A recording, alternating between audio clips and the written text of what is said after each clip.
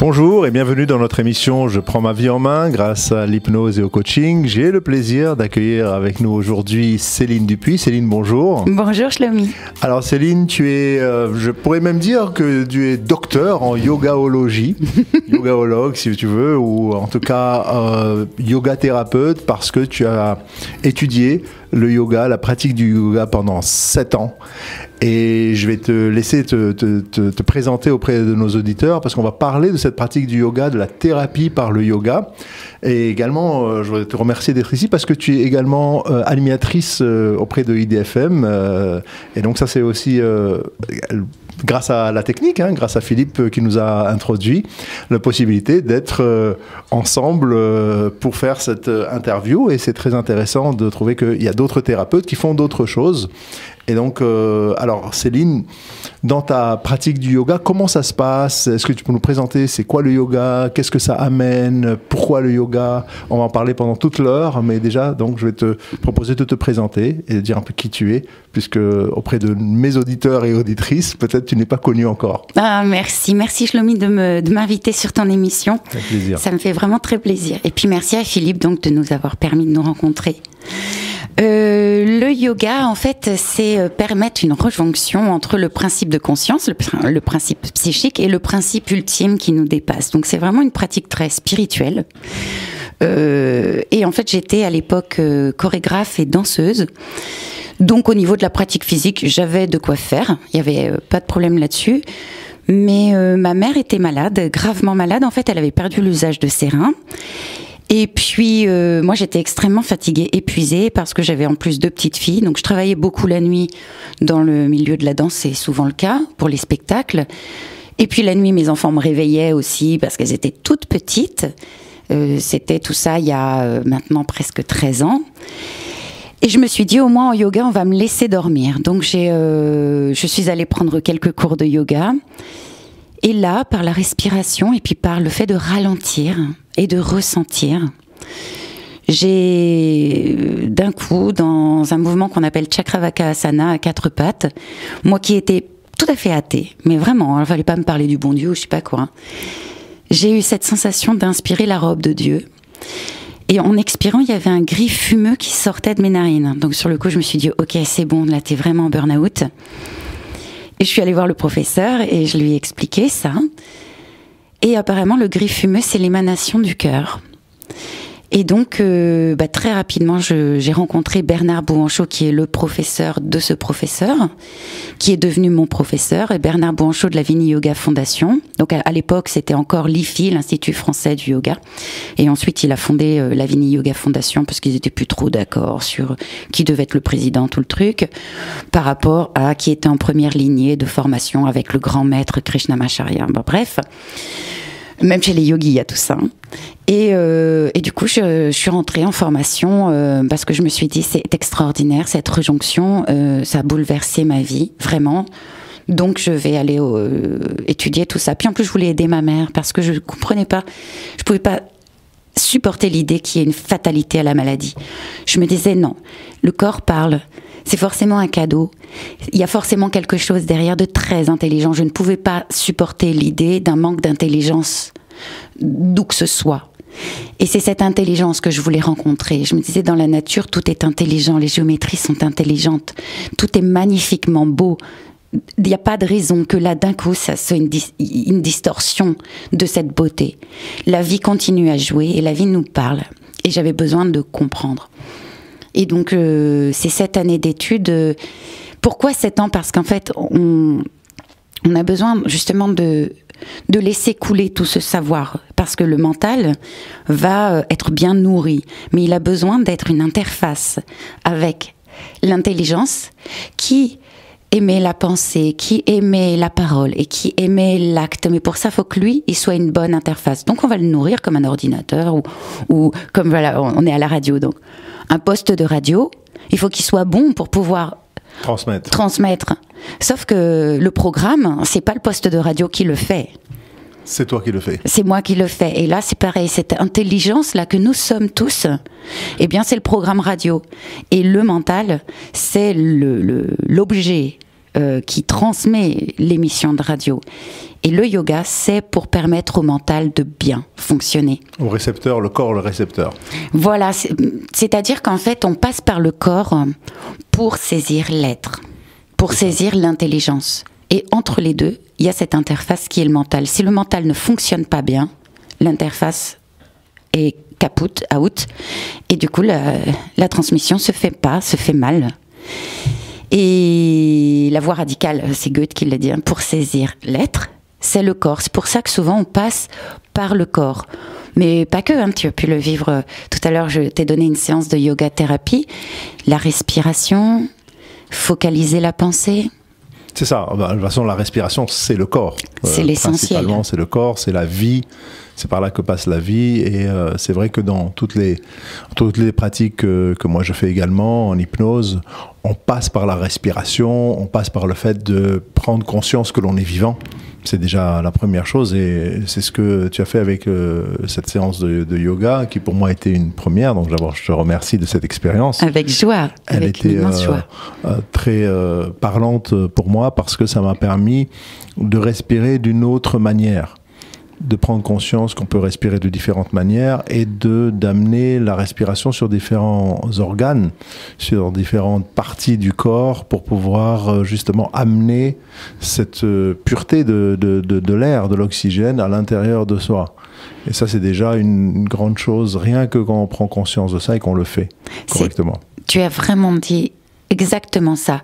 Je pourrais être professeur de yoga. Mais voilà, c'est l'essentiel. Tu sais, à la fin des 7 années de formation, le docteur Chandrasekharan, donc qui s'occupe des 3 dernières années avec Bernard Bouanchot, donc il y a 2 professeurs. Bernard Bouanchot pour les 4 premières années, les 3 dernières avec le docteur Chandrasekharan, qui est un médecin allopathe. À la fin des 7 années, il dit « Yoga therapy is very simple ». Tu sais, avec la tête qui dandine comme ça. C'est ça, c'est vraiment simple. C'est-à-dire, où est-ce que tu veux l'effet ? Et du coup, quel mouvement on va faire pour aller chercher cet organe ou ce lieu-là? Quel souffle, en fait, on veut faire circuler? Et donc, quel outil on va utiliser pour avoir cet effet-là? C'est pour ça que je peux avoir des personnes qui ont exactement la même pathologie ou les mêmes symptômes. La pratique ne sera forcément pas la même.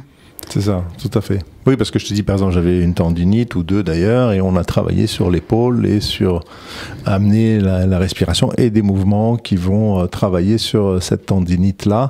Mais à la fois, ça va aussi parler au mental, et pour pouvoir aussi développer et débloquer des choses mentalement qui vont avoir le parallèle avec le corps. Donc c'est à la fois, comme tu disais, physique, respiratoire, mais spirituel. Tellement.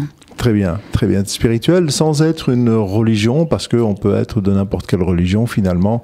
Tout à fait. On va se connecter, comme tu dis, à un être divin ou autre, selon chacun ses croyances. On peut l'appeler intelligence, comme ça met tout le monde d'accord. Oui, ou une intelligence suprême ou divine, de toutes les façons. En tout cas, il y a, comme tu le dis, dans la nature, des règles, et ce n'est pas par hasard, ce n'est pas venu par hasard. Chez nous, on imagine par exemple un peintre qui aurait lancé un pot de peinture sur une toile, et puis soudainement ça devient la Joconde de Léonard de Vinci. Ben, c'est impossible, ce n'est pas possible, c'est pas un hasard.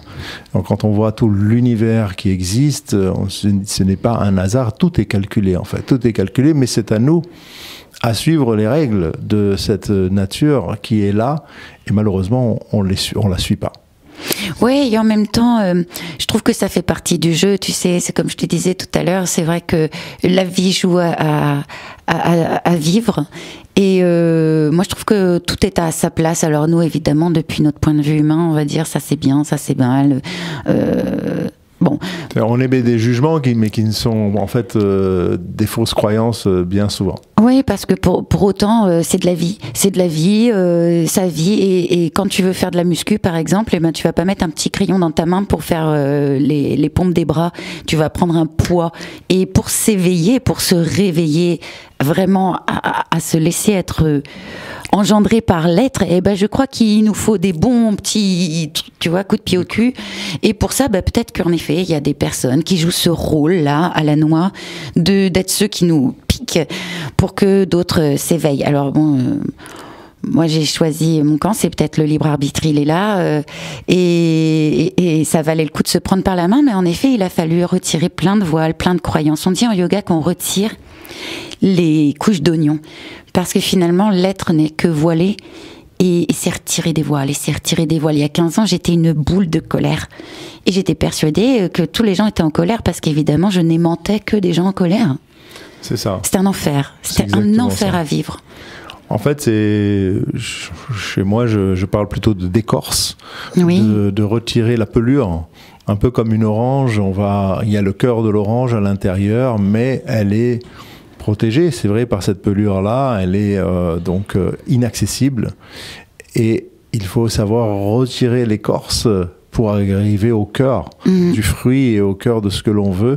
Et malheureusement, beaucoup de gens ne retirent pas leur écorce. Ils restent avec leur pelure, ils restent avec leur bulle de protection, mais ils s'empêchent aussi d'aller vers d'autres ou d'aller à leur propre découverte. Oui, comme tu dis, c'est vraiment une bulle de protection. J'appelle ça aussi un système de défense, c'est-à-dire que toute personne qui attaque est en train de se défendre. Donc ça veut dire traverser des peurs, parce que toutes ces défenses, elles sont fabriquées par des peurs. Alors attention, hein, ces personnes qui attaquent peuvent devenir des tueurs, hein. Sauf que c'est des personnes qui ont peur. Toute personne qui tue quelqu'un d'autre, elle le fait par peur. Elle le fait parce qu'elle va commencer à reprocher quelque chose à l'autre. Et qu'est-ce qu'elle lui reproche finalement? De ne pas découvrir l'amour en elle. Ce que tu dis, de ne pas avoir retiré l'écorce pour découvrir qu'elle n'est qu'amour. Nous ne sommes que ça, nous ne sommes qu'une intelligence remplie complète de paix, d'amour, de joie, de sérénité. Nous ne sommes que ça. C'est ça.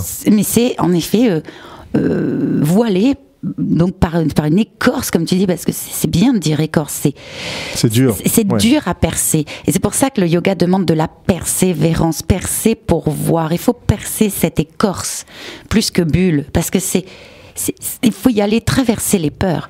J'ai peur, donc j'y vais. Maintenant, moi, c'est mon GPS. J'ai peur d'un truc, eh ben alors j'y vais. Bien sûr.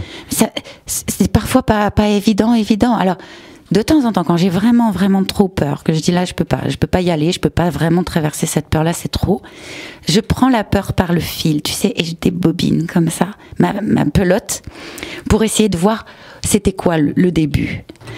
Alors, ça peut prendre plusieurs jours, et ça demande du courage, dans le sens de cœur en action, littéralement, parce que il faut aller au bout de la ficelle. Et des fois, sur le chemin, tu vois, tu dis... je vais arriver à quoi? Qu'est-ce que c'était le début de ça? Mais une fois que tu es arrivé au bout de ta ficelle, cette peur-là, elle dégage.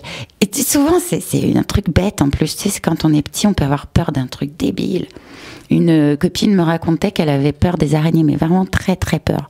Et tu sais ce qu'elle avait tiré sur le fil de la bobine? Elle avait vu une main hyper poilue. Alors là, elle s'est dit, oh mon Dieu, mais qu'est-ce que c'est? Le papa, en fait, tu sais, elle commence à se prendre la tronche, quoi. Qu'est-ce qui s'est passé? Je lui dis, continue de tirer sur ton fil, va pas tirer des conclusions hâtives. Elle tire sur le fil, elle note, elle prend des notes, elle tire, elle essaye de remonter, mais c'est ce que tu fais aussi en hypnose. Et là, elle arrive et elle voit le papa qui se lèche la main, et qui lui colle la main sur le visage en lui disant, t'as le bisou du poulpe. Et elle devait avoir 2 ou 3 ans. Ça lui foutait une trouille incroyable. Du coup, elle avait peur des araignées. Et de ce jour, plus eu peur du tout. Terminé. Très bien. Tout ça, tu l'as fait associé avec le yoga? Oui, parce que du coup, je me suis dit, en énergétique, il y a quelque chose à faire aussi, parce que le yoga, c'est un soin vent. Donc, on utilise le yoga et les principes du yoga qu'on modifie en thérapie pour pouvoir permettre à la personne qu'on a en face de nous de pouvoir calmer le mental et faire circuler le prana, l'énergie, l'intelligence. Mais c'est un soin vent, c'est-à-dire que le principe tutélaire des Asiatiques est le vent. D'ailleurs, souvent, pour les mimer, on fait ti comme ça. Ils sont très spirituels. Le principe tutélaire du peuple blanc, c'est le feu. Et donc notre alchimie à nous, elle se passe avec le creuset. Il faut que ça brûle, il faut que ça crame. Et d'ailleurs, on fout le feu partout où on va. Toutes les forêts crament. Et on se tape dans le dos et on s'engueule. On est comme ça. C'est notre principe tutélaire, c'est notre principe énergétique. Le peuple noir, lui, c'est l'eau. Et d'ailleurs, quand tu vas chez des personnes qui ont ce principe tutélaire, souvent ils t'offrent de l'eau. Il y a beaucoup de rituels avec l'eau. C'est très important, l'eau. Et d'ailleurs, il manque d'eau. On a toujours le problème de notre principe tutélaire. Les Asiatiques ont des gros problèmes de pollution. Les Amérindiens, eux, leur principe tutélaire, le peuple rouge, c'est la terre. Et d'ailleurs, même dans leur danse, ils sont très terre. Et donc, ils ont des problèmes de terre, d'ailleurs. Et leur alchimie est avec les plantes. Avec les arbres, ils vont prendre de l'ayahuasca pour aller causer avec un arbre et tout ça. Et je me suis dit, voilà, c'est très bien, le yoga, il y a tout, il y a absolument tout, il n'y a rien à rajouter.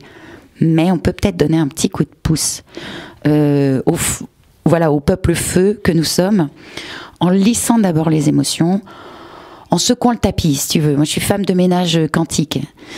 Tu secoues le tapis pour libérer de l'émotion, vider des sacs de sable et laisser repartir dans l'univers, qu'elle soit transmutée en lumière. Et ensuite, tu entretiens avec le yoga. Parce qu'on n'est pas très discipliné, hein, le peuple blanc.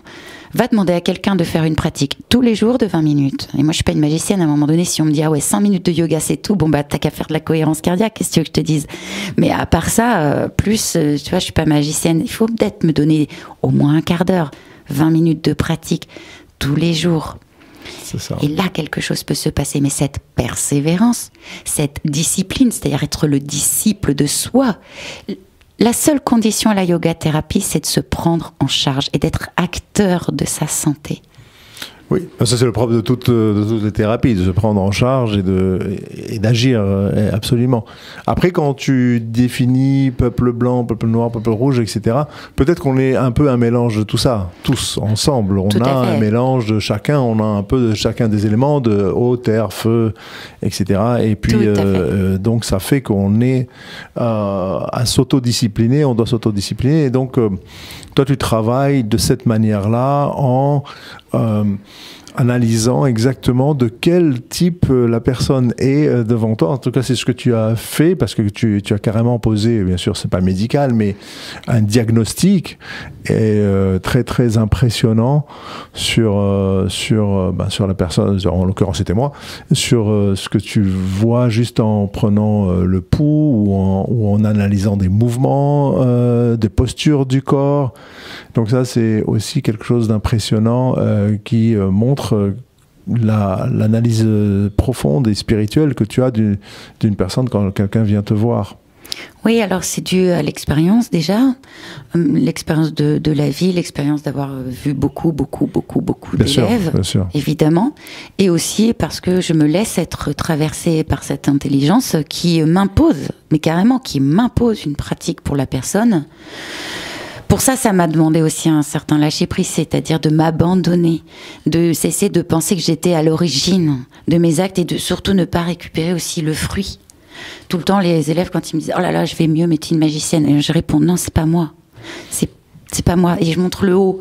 C'est pas moi, c'est plus haut. Parce que ça s'impose. D'abord, c'est une preuve d'humilité. Et puis ensuite de ça, on n'est pas le sauveur ni la sauveuse de qui que ce soit. C'est une posture très dangereuse de se penser comme ça, quoi. Ah, mais en plus, véritablement, là, c'est aussi un enseignement que m'a fait ma mère, c'est qu'on ne sauve personne. C'est pour ça que tant qu'on n'a pas de demande, on ne peut rien faire. D'ailleurs, une dame qui va m'envoyer son mari en disant tu vas voir, moi ça m'a fait du bien, lui il y croit pas, oui. Et par contre il a très confiance dans son docteur. Je vais lui dire, je crois que je ne peux pas vous aider, mais le docteur peut vous aider parce que vous avez confiance dans votre docteur. J'ai besoin de la confiance de la personne, j'ai besoin qu'elle me fasse une demande. Bien sûr. Sinon il n'y a pas de lien. Très bien. Ben, on va déjà faire une demande de pause musicale pour maintenant et on va revenir tout de suite après. Merci beaucoup, Céline. Merci, Shlomi. Prends ma vie en main grâce à l'hypnose et au coaching. Nous sommes avec Céline Dupuis sur la yoga thérapie. Alors Céline, donc c'est très intéressant, on a parlé du yoga, on a parlé de la spiritualité, on a parlé de ce que ça pouvait apporter à la spiritualité même de la personne, aussi au physique, quand on a des maux physiques. Et bien justement, j'aimerais parler aussi un peu, sans rentrer dans le domaine médical, mais quand même de parler de troubles médicaux que l'on a dans le corps qui peuvent être assez lourds, et de voir dans ton expérience ce que toi tu as pu apporter, je ne vais pas dire le mot guérir, mais peut-être, en tout cas, soulager. Est-ce que quelqu'un qui aurait, par exemple, un syndrome de Crohn ou autre chose, ou est-ce que tu as déjà des expériences avec de telles pathologies ou d'autres choses? Est-ce que tu peux nous raconter ce que le yoga peut faire et comment toi, ta pratique, elle a été influencée et elle a pu changer des gens? Oui, tout à fait. Alors, rappelez que, évidemment, c'est une médecine.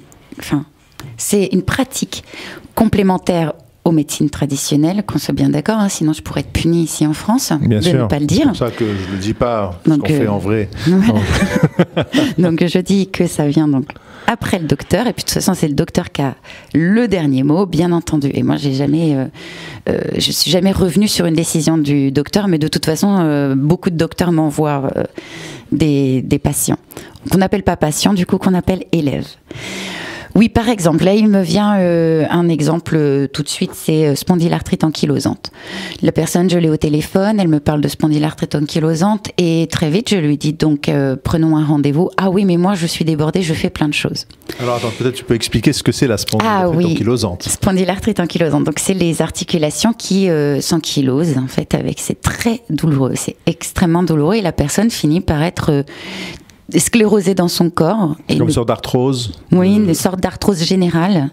Et ça fait extrêmement mal et ça empêche la personne de sortir quelque part de sa gangue. Ça l'enferme. Ça l'empêche de vivre et de se mettre en mouvement.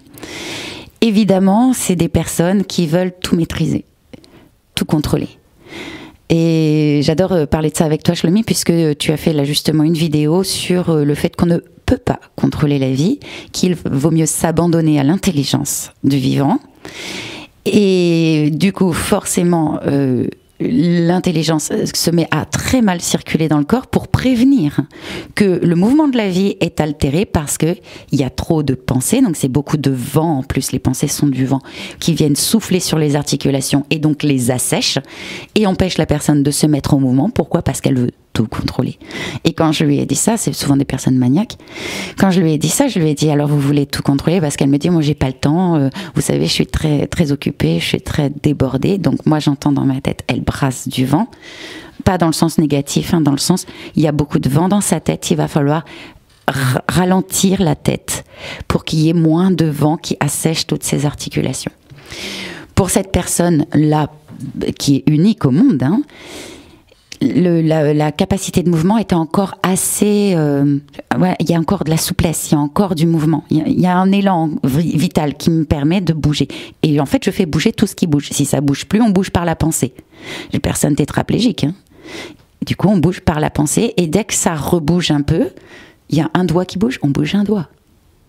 Tu vois, tout ce qui peut bouger, on va le mettre en mouvement. Et cette personne-là, déjà, je lui ai dit aussi de mettre de l'huile. Pourquoi ? Pour la ramener à la terre, pour qu'elle arrête d'être dans le vent, la ramener à la terre. Donc tu mets de l'huile de sésame, non torréfiée pour pas puer le cochon grillé, là où t'as mal. Pourquoi ? Parce que l'huile est remplie de lumière.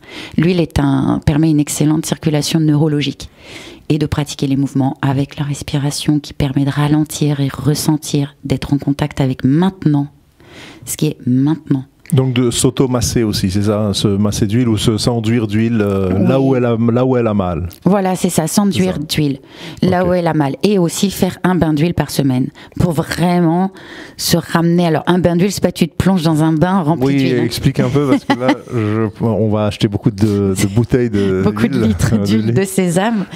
Moi aussi j'ai pensé ça quand le docteur Chandrasekharan nous disait l'huile c'est plus important que le yoga. C'est en fait tu mets de l'huile partout, sur ton visage, sur tes cheveux, sur tout le corps, sauf les voûtes plantaires pour ne pas glisser. Et de pratiquer ton yoga avec l'huile sur toi. Et ensuite, tu prends une bonne douche bien chaude pour retirer l'huile. Bien sûr. Et donc, dans la pratique que tu as faite, par rapport à cette problématique, qu'est-ce qui s'est passé? Combien de temps? Quelle pratique tu as fait? Quel yoga? Voilà. Eh ben, en fait, cette dame-là, un peu comme toi, avait mal au niveau des cervicales surtout. C'était aussi plus les épaules. Pour moi, c'est le même souffle. Hein. C'est le souffle d'Udana. Donc, c'est un souffle de spiritualité, c'est-à-dire un souffle de rejonction avec ce que l'âme, en fait, le cœur a envie de vivre, d'être. Parce que le cœur a ses raisons que la raison ignore. Et la raison, des fois, nous dit « Ah non, tu vas pas le faire. » Mais l'âme, elle a envie de le vivre. Et donc, voilà, ça coincé au niveau du cou. Donc on a surtout travaillé sur ça, le fait de remobiliser le haut du corps. Après qu'elle ait une spondylarthrite ou pas, ça me dit juste que c'est une personne qui a trop de vent dans la tête, mais pour moi c'est quel souffle est endommagé. Par exemple, une maladie de Crohn, c'est le souffle d'Apana, le souffle de la purification et de l'élimination qui est endommagé et qui circule mal, donc le ventre. Donc pour moi ça va être de travailler beaucoup sur l'expire, d'amener poumons vides, de faire des fermetures de corps très douces. C'est pareil, ça fait très mal la maladie de Crohn. Donc de voir aussi si cette personne peut faire les mouvements que je lui propose, sinon on réduit le mouvement ou alors on l'augmente. Parce que ça dépend aussi de la capacité de mouvement de chacun. Par exemple, j'ai une personne là qui sort d'un burn-out qui m'a consulté. Alors lui, c'est musclore et en plus il a une capacité de mouvement incroyable. Il est d'une souplesse extraordinaire. Ça fait 15 ans qu'il fait du yoga. En attendant, il avait vraiment besoin de retrouver de l'élan vital. Donc pour lui, c'est des pratiques. Donc j'ai décidé qu'on irait jusqu'au grand écart. Des pratiques de grande ouverture de haut du corps, étirer le psoas parce que c'est dans le psoas que viennent s'engrammer toutes les peurs. Donc il faut tirer la jambe vers l'arrière, ramener de l'inspiration, poumon plein, poumon plein, poumon plein, l'obliger à se concentrer sur une respiration très fluide parce que comme il est capable de faire des mouvements incroyables, il avait du mal au début à comprendre que la respiration faisait le geste, que le plus important c'était la respiration et que le geste venait dedans et qu'il ne fallait pas endommager la respiration pour pouvoir faire le geste. Et là il est entré en harmonie justement avec cet infini en nous et ça guérit. Mais ça guérit, tu parlais de guérir, oui, ça guérit tout cette rejonction là. Oui, c'est extraordinaire, ça guérit parce que tu allies le mental et le physique en même temps. Et du coup, tu rejoins l'intelligence. C'est ça.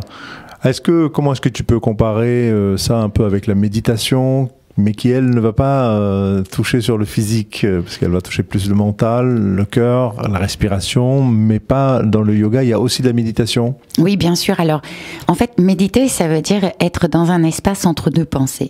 Tu peux très bien être dans un espace entre deux pensées alors que tu es en mouvement. C'est d'ailleurs tout, je trouve la subtilité du travail de Krishnamacharya.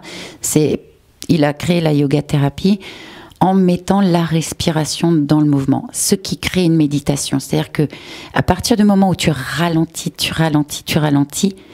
et que tu es hyper concentré sur là où tu dois mettre, par exemple, un point de concentration, le bord externe du pied de derrière, quand tu es dans la posture du héros, pour retrouver de l'élan vital, justement, de la force, et tu penses au bord externe du pied de derrière, et là, il n'y a plus de pensée.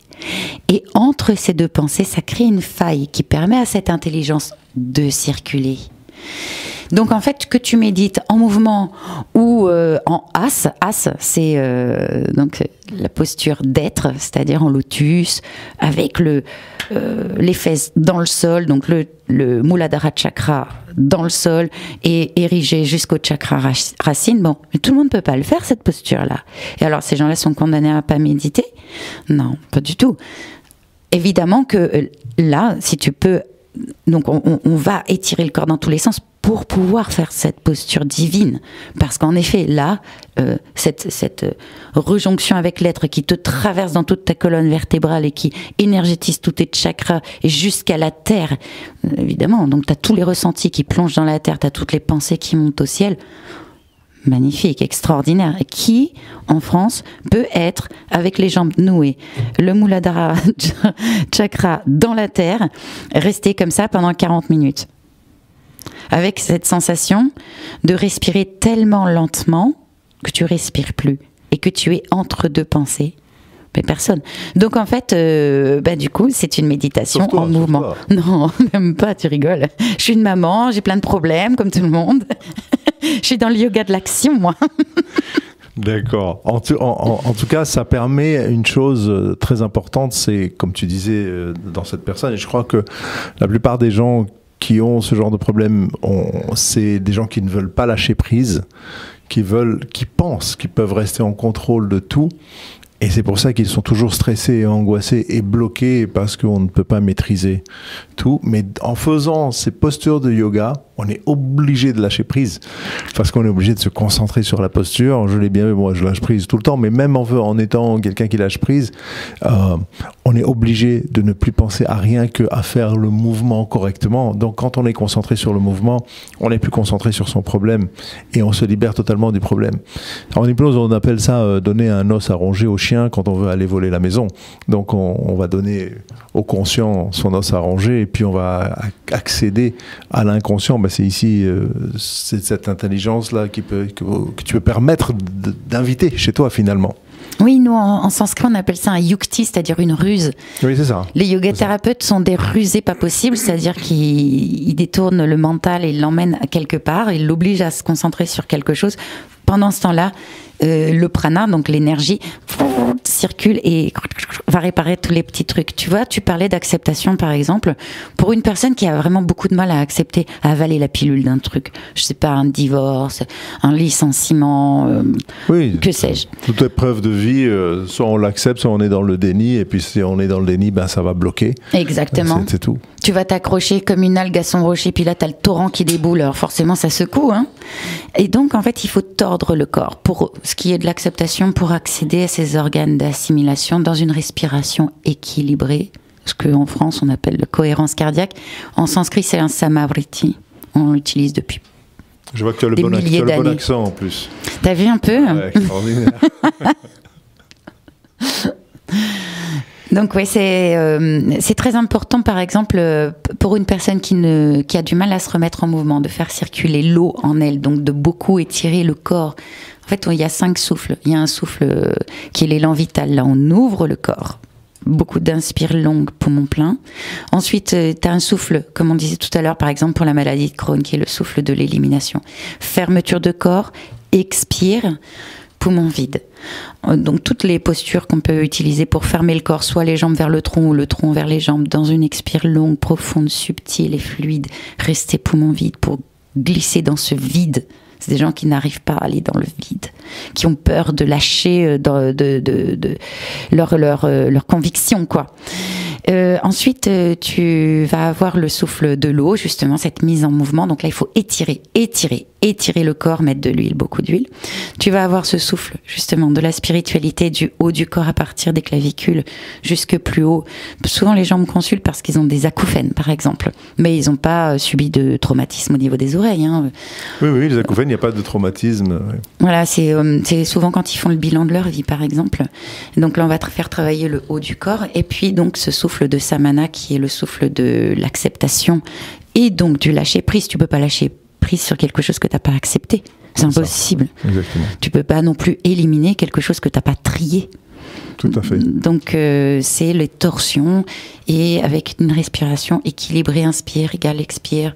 Même plus que ça encore, inspire égale poumon plein, égale expire, égale poumon vide. Ça demande énormément de concentration. C'est ça.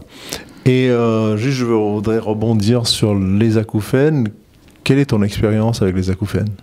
Alors moi, personnellement... Est-ce que tu as eu des élèves, des gens qui sont venus te voir pour les acouphènes ? Oui, et puis en plus, ce qui est terrible, c'est que la médecine, ne trouvant pas comment les aider, en fait, ils disent aux personnes, faudra vivre avec. Mais c'est juste insupportable à entendre, hein, ça. Donc là, par exemple, il y avait une dame qui supportait ça depuis 17 ans. Donc elle avait mal au ventre. Alors, je sais pas ce qui s'est passé il y a 17 ans et je n'ai pas besoin de le demander. Je ne suis pas psy et je m'en fous en plus. Parce que ça, moi, je vois juste le souffle qui circule pas, à quel endroit et donc quel souffle est endommagé sur les 5. Donc cette dame-là avait mal au ventre. Ok, je comprends que le souffle d'Apana, de l'élimination, de la purification, circule mal. Et elle a des acouphènes. Ok, je vérifie comment elle bouge, jusqu'où elle peut bouger, qu'est-ce qu'elle peut faire. Je vois avec elle aussi quel est un peu son caractère, qu'est-ce qui va l'amuser dans la pratique, est-ce qu'elle a du temps à donner au yoga, parce qu'il faut que je négocie aussi avec les élèves pour que ce soit une pratique le plus régulière possible. Certains élèves me disent, moi je veux 1h45 de pratique, ok super, et puis d'autres 10 minutes. Cette dame-là avait 10 minutes, et elle m'annonce 10 minutes pour régler le problème des acouphènes et régler le problème des maux de ventre. Oui. Et ben elle a pratiqué pendant 3 mois, mais par contre tous les jours qu'il pleuve, qu'il vente, qu'il neige, elle pratiquait, qui est anniversaire du petit, qui est mariage de la grand-mère, elle pratiquait. C'est peut-être l'inverse, non ? Mariage de la grand-mère, ça marche pas en fait. Mais qui sait, va savoir. Anniversaire de la grand-mère. Et ben, en 3 mois, elle n'avait plus rien.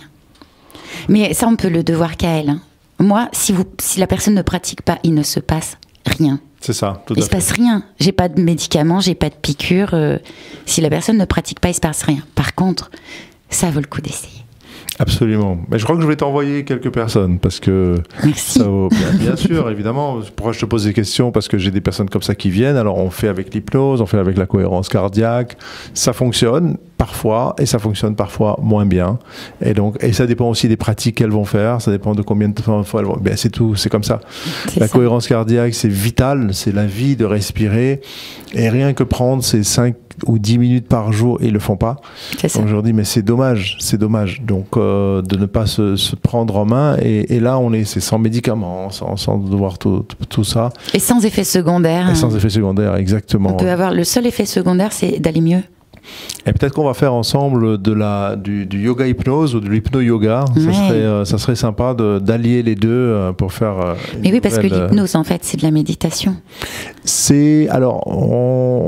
Pas pour rentrer dans le débat, mais ça va aller plus profondément que la méditation, parce que ça va être de la méditation, si tu veux, thérapeutique. Oui. Parce que la méditation tout court, ça va être juste, je vais penser à quelque chose ou être en d'autres pensées, me concentrer sur quelque chose et c'est tout, ça s'arrête là. Mais ce n'est pas thérapeutique, je vais pas guérir quelque chose, sauf si je mets à méditer de guérir d'un mal, ça oui. Et ça, ça devient de l'auto-hypnose, si tu veux. Mais voilà, donc c'est super intéressant et ça me donne beaucoup de bonnes idées extraordinaires qu'on va mettre en musique, justement, par une pause musicale. Formidable. Prends ma vie en main grâce à l'hypnose et au coaching. Nous sommes avec Céline Dupuis, yoga thérapeute. Et justement, donc, on parlait de thérapie, de guérison carrément, de lâcher prise aussi. On a fait une petite expérience de lâcher prise et c'est intéressant cette histoire de lâcher prise parce que je me rends compte que finalement les gens s'accrochent toujours à quelque chose. Un peu, j'aime bien comparer ça à un oiseau. On peut imaginer un énorme faucon et qui ne vole pas parce que il reste accroché à sa branche et il a peur de voler. Et il suffit des fois de couper la branche, et quand on coupe la branche, l'oiseau est obligé de prendre son envol, et finalement de se libérer et de faire pourquoi il est fait, sa mission est de voler. Et donc les gens, malheureusement, s'accrochent à des branches mortes, et elles ne se permettent pas de vivre et de prendre leur envol. Et ça, c'est dommage. Oui, mais c'est vrai que c'est souvent engrammé au cœur même des cellules. Hein. Ce corps est rempli de peur. Oui. Et tout à l'heure, tu parlais d'inconscient, c'est vraiment ça. Des fois même, on reçoit énergétiquement, sans même en avoir conscience, des parts de croyances des anciens. Et qui sont là, qui sont énergétiquement là.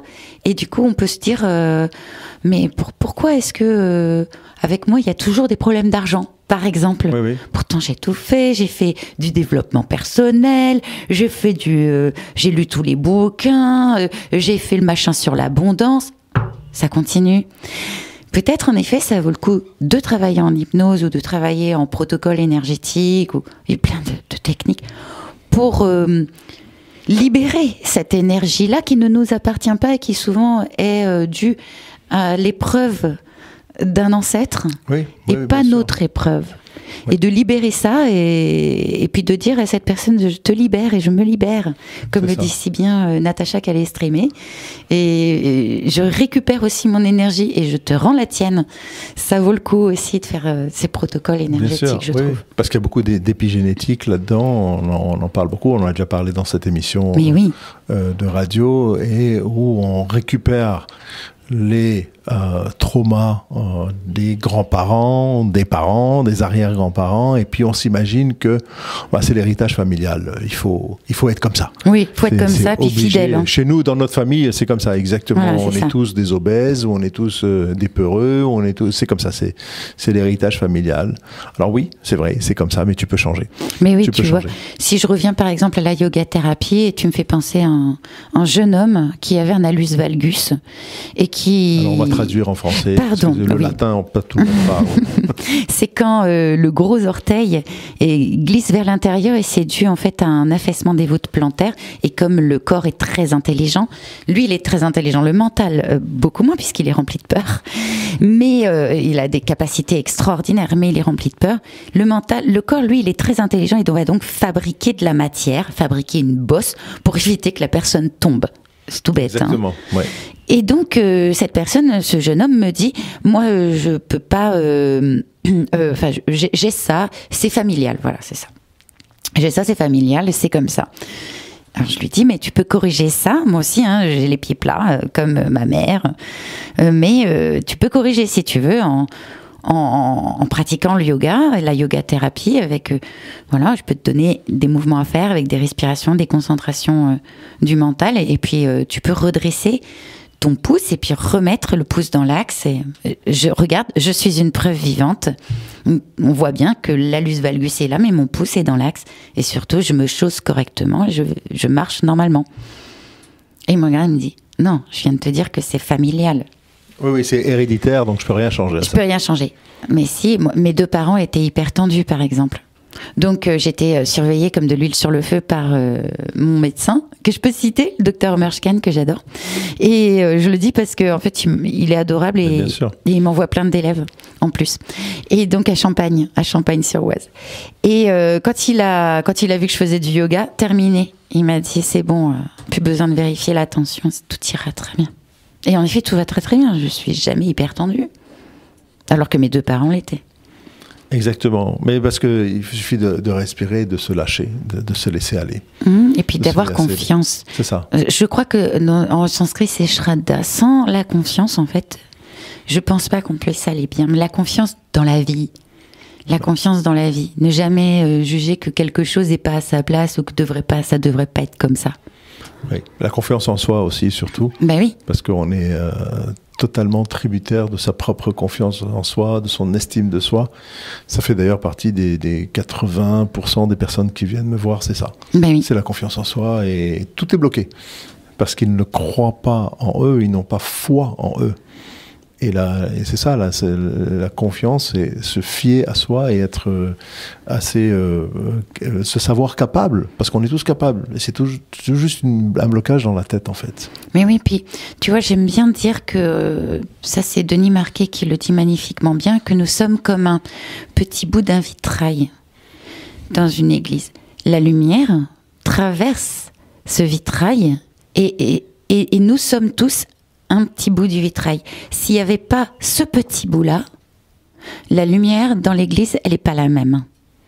Donc, c'est évidemment la même lumière qui traverse tous les vitraux. On est bien d'accord, c'est la même lumière. C'est pour ça que je parle d'intelligence suprême qui nous dépasse, qui traverse l'unique que chacun est.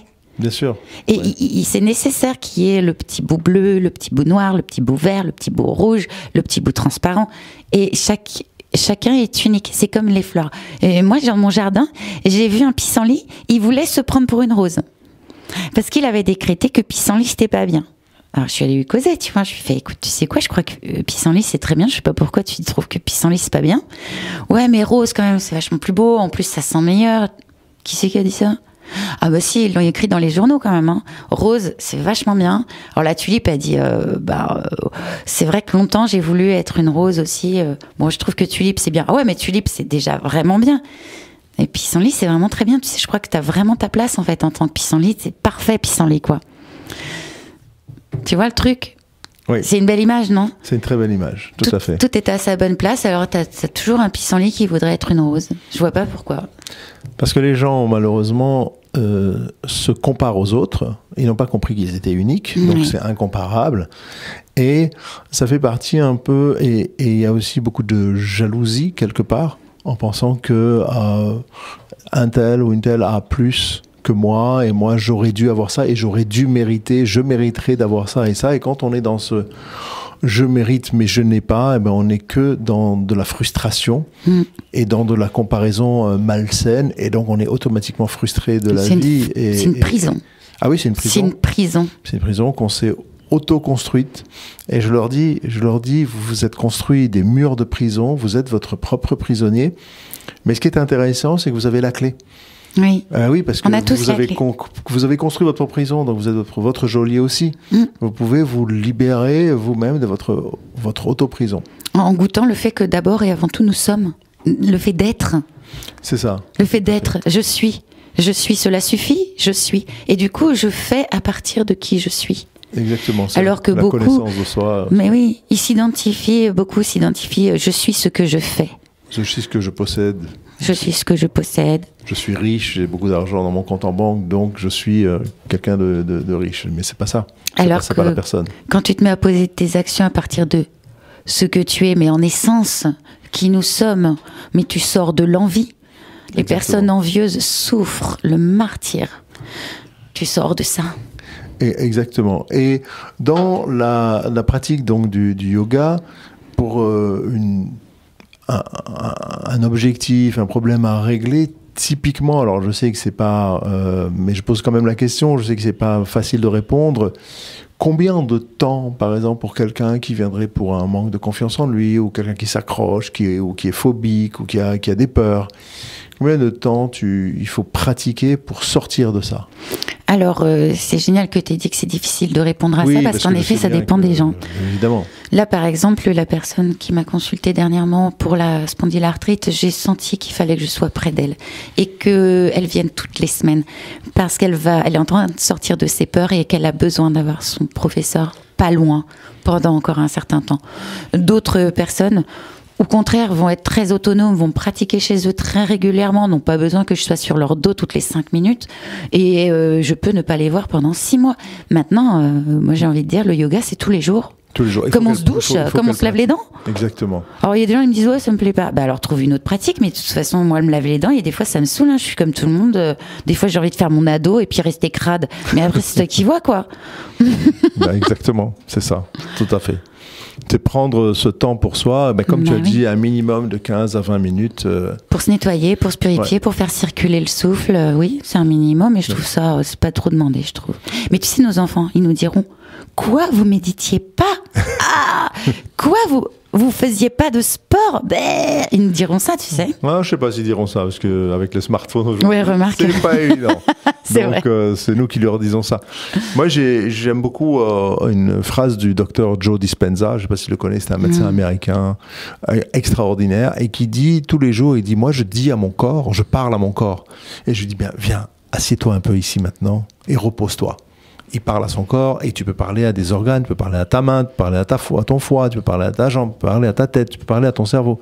Et c'est ça qu'il faut faire. Il faut parler à ces parties de soi et prendre soin d'elles, parce que finalement, le corps, c'est le véhicule de l'esprit, c'est ça qui va te permettre d'aller là où tu veux. Mais si tu empoisonnes et tu intoxiques ton corps, tu peux plus aller, tu peux bouger, tu peux plus bouger. Mais oui. Tu es paralysé. Et tu sais, c'est Einstein qui avait prouvé que là où la pensée va, l'énergie va. C'est exactement ce que tu viens de dire. Quand tu penses à ta main, l'énergie va dans ta main. Exactement. Et donc tu la guéris forcément parce que la pensée véhicule de l'énergie. Tout à fait. Cette intelligence dont on parle depuis tout à l'heure. Absolument. Et quand cette intelligence, elle arrive là où on veut, elle soigne tout. Alors nous, on arrive bientôt à la fin de notre émission. Céline, si, mais je te réinviterai. Moi aussi, je t'inviterai sur mon émission. Avec plaisir.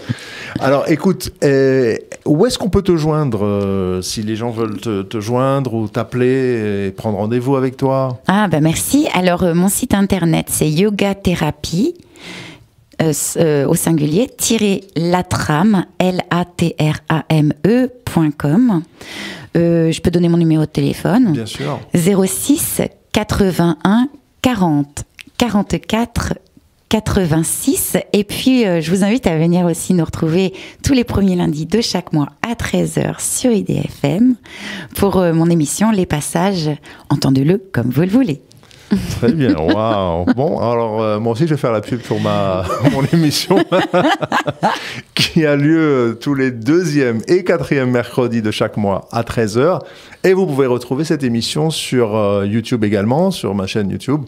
Je remercie Philippe à la technique. Merci, Merci beaucoup Philippe pour cette belle émission.